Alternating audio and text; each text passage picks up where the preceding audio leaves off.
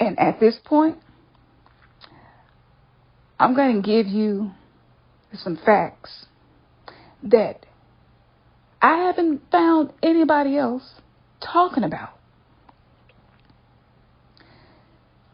Back when Lil' Kim swallowed those babies, as that rumor was going around, I thought to myself, why did she need to get her stomach pumped?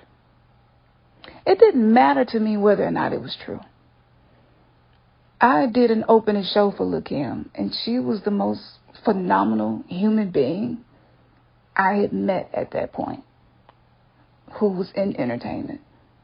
So I don't have anything negative to say about her.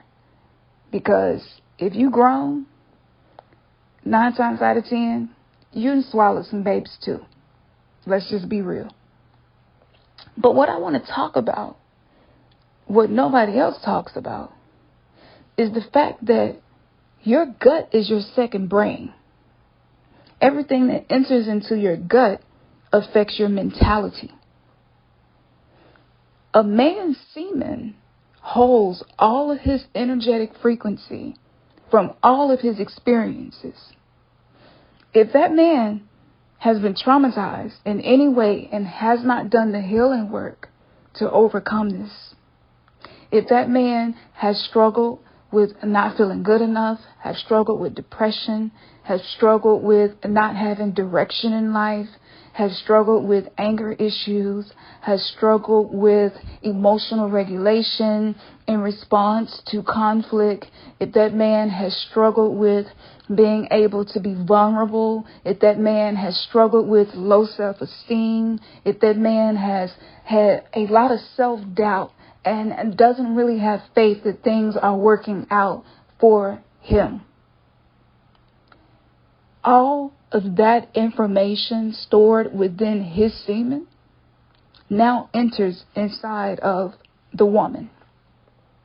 And as women, we are built to be reservoirs of energy.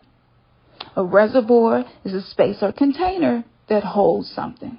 This is why we're able to hold babies in our body. We also hold these emotional experiences like babies in our body. So swallowing babies is more like swallowing all of the childhood trauma that that man has not worked through. This is the reason why I tell my clients, I do not recommend that you allow semen to enter into your body in any shape, form, or fashion unless you are planning to have a family. Research shows that at least 20% of women have a semen allergy. Now, I believe it's a lot more than that.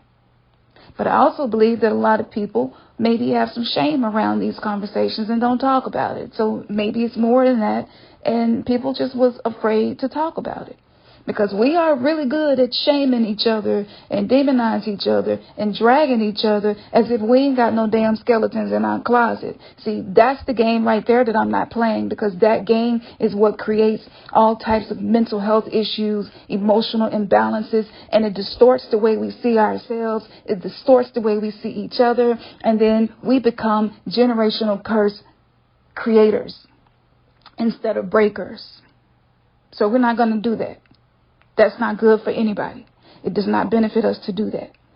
Everybody got something that they did that maybe they don't want nobody else to know about. And that's okay.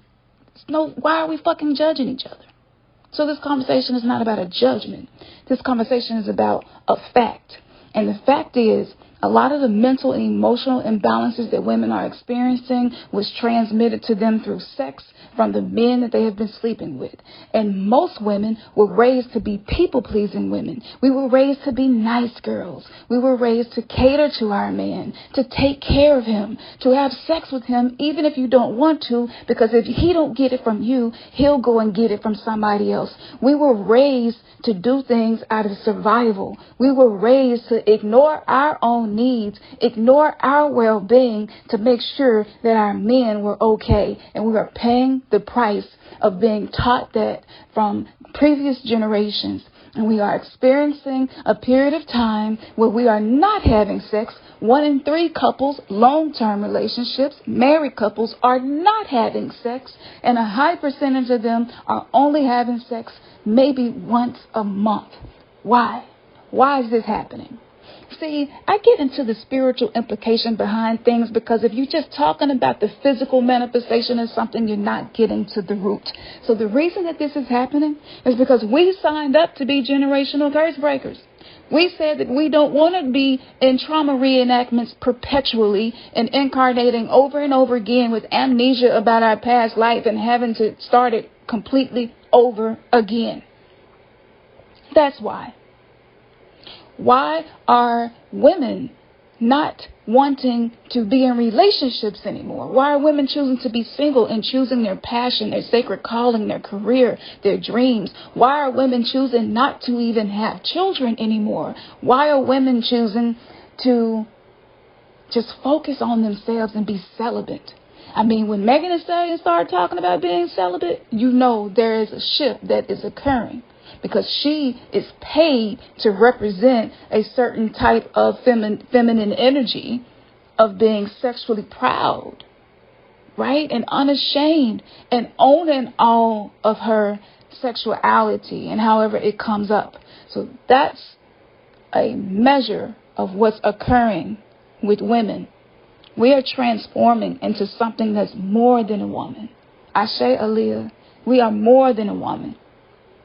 Okay, and we cannot afford to allow these energies that keep us vibrating low to come inside of our vessels, because we are the living altar. We are the temples of the goddesses, and we are becoming the archetypal energies that are necessary to cultivate and give birth to a new paradigm on the earth.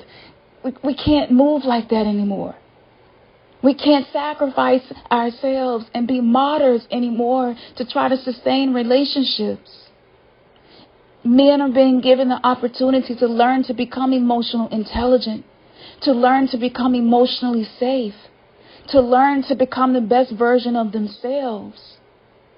A lot of men use sex for stress relief. Well, where does the stress go? Does it just dissipate into the air, or is it going into the person that they're having sex with? So this is the conversation that I'm going to be talking about at the Love and Libate event coming up on Tuesday, February 13th at 7 p.m. Central Standard Time. I guarantee you, if you have never attended an event, I guarantee you that you will hear things you have never said before, heard before, thought before. You will feel things on a deeper level. You will feel like something is finally speaking to your soul. And I'm not for everybody, but the people who are revolutionary, who are sacred rebels, the people who are open-hearted, open-minded, and really about this motherfucking work, about really healing and really getting to the root of what is happening in our world. Why are we like this? Why do we hurt each other? Why are we tearing each other down? Why do we not know how to sustain healthy dynamics in our relationships? For those of you who are for real about that, yeah, this is the place that you want to be. Namaste, Namaste. One love. Ashe.